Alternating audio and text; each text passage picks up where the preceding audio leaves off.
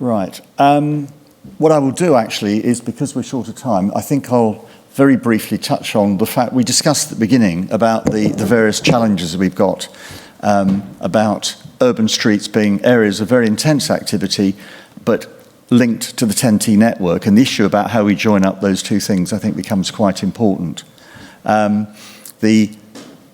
As we've heard from Brussels and elsewhere, a lot of the street design is a legacy of mid-20th century car-based planning, and as we saw very eloquently in the presentations and in the video there, essentially politicians and the public are moving towards wanting to have livable cities based on sustainable transport, where we reduce the negative effects of excessive traffic use. So I'm going to go forward, actually, and with time... I'm just going to talk through the things that we've developed. So a set of concepts and principles, up-to-date intelligence on street user guides, and the numbers there are deliverables where you can find more detail, a comprehensive analysis of institutional organisational factors, we heard from Charlotte, looking to the future about new technologies and so on, we heard from Men, and then a comprehensive street design process, which you've heard about this afternoon, with this whole suite of tools taking us through from option generation through appraising alternative designs. And then a series of case studies you've heard this afternoon, and we have deliverables that go into detail, sometimes hundreds of pages of detail, on each of these elements where you can drill down a lot further. So I just want to briefly run through the recommendations that have come out of the work we've done. What we're recommending, as we saw in that video, to adopt the more comprehensive and rigorous approach to urban street planning and design when you're dealing with more complex and contested situations. It is data and time intensive, so it's not worth doing everywhere, but when you have real challenging problems, we really feel it can add value. And part of that is to look at the urban network, not simply in traffic movement terms, but broadly in terms of the use of the network for moving people by all modes, and also the place function, the destination element of the different parts of the street network. Going beyond that, to look at the street as an ecosystem, where the street itself, the utilities under street, the buildings either side and so on, all really interrelate and function together. And as part of that, to avoid the traditional way of developing solutions for a specific user, this is what the bus network operator needs, this is what cyclists need, this is what lorries need. A lot of that's been done on a piecemeal basis, but really what we have to do is bring it all together, look at user needs in the whole, and redesign whole streets from building line to the opposite building line that really bring all these things together.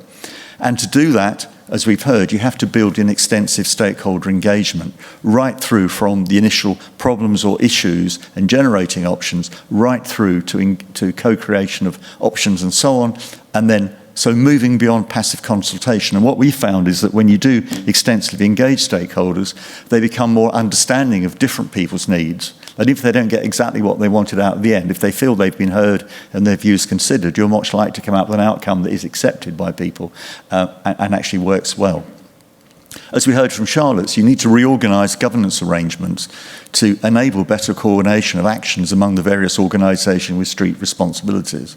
And on Monday, we'll be having an online session from 11 till 1 looking at these busy streets as retail hubs. And we'll hear from Camden in London, where they've had to do a substantial internal reorganisation to bring these various elements of people together.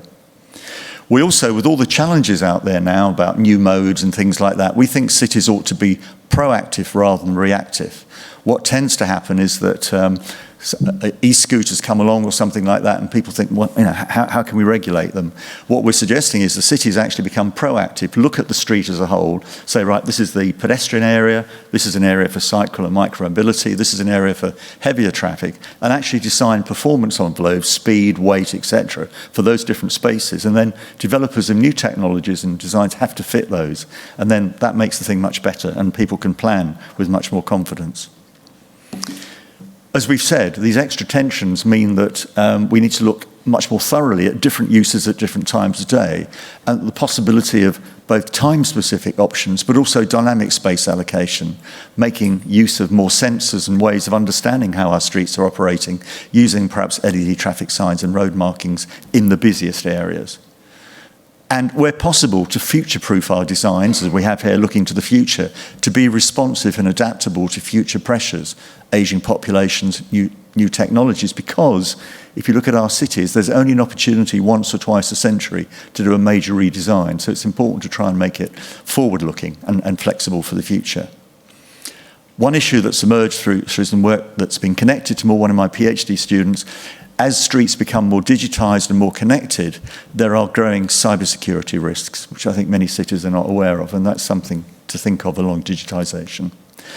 We need to develop appraisal methods. This has come out from several cities today. We need to develop appraisal methods that fully recognise and value the place components of street design.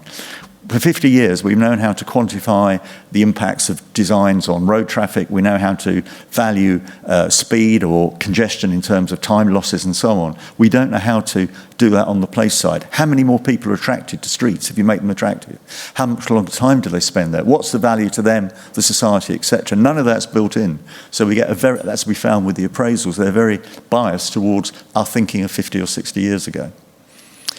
And looking more broadly, consider the role that street planning and design can play in supporting high-level urban-wide policy objectives. I haven't got time to list them now, but EU and national levels. Because what we've become aware of is that the cities have many policy objectives led by different parts of the administration, whether it's health, education, whatever it might be. They all pursue their own goals at a high level, but in fact, most of those actually get operationalised on the ground, on our streets and so on. And that's where public reaction becomes negative because people realise a nice idea how it plays out, or there are real tensions and conflicts. And I think we can turn that to advantage and see the streets as being the places where we can try and resolve these conflicts, bring people out of their silos so we can design our cities in a much more comprehensive way. And if we look more strategically, obviously, as we heard from Matthew this morning, we've got the EU's net zero carbon strategy, some work a few months ago of OECD talking about how street design can contribute to achieving net zero carbon, and also the efficient and green mobility package, again, which was mentioned this morning, prioritising active mobility. And finally, urban nodes really are the main generators and attractors of TEN-T network traffic. To try and bring those things together, as we saw in Charlotte's presentation, often in cities they're planning for reduced traffic levels, whereas the national motorway networks are planning for increased traffic levels, and at some point those things are going to fall out of alignment. So thank you very much. A very brief overview of our main recommendations, and thanks to all the speakers.